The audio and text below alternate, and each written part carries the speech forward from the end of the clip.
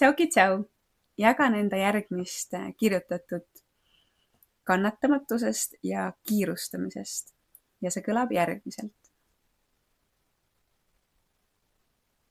Kus sa kiirustad? See kiirustamise tunne, see rahutus, see kiirus, see kannatamatus. Et kõik peab olema kohe nüüd ja praegu tehtud. Kõik minu elus peab kohe nüüd ja praegu olema selge ja kõik paika loksunud. Kus sa kiirustad? Elu niimoodi elamata jääb. Hinga ja siis veel kord hinga.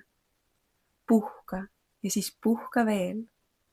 Kõik selgineb, kui annad sellele rahu, kui ei kiirusta. Kõik loksub paika, kui annad talle aega ja oled kannatlik. Seisata ja kuula. Kuula oma sisetunnet. Kuula seda vaikset hingehäält, mis sosistab.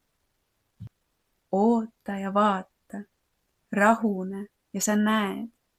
Kõik uksed sulle avanevad. Ole siin ja praegu, muidu elu jookseb su silme eest. Hinga ja naerata, sest elu on imeline. Naudi ja ole, aita ja ole. Tunne rõõmu ja lihtsalt ela.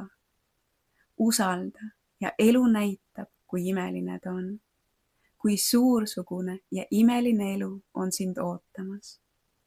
Kui vaid ootad ja kuulad, kõik su ees selgineb.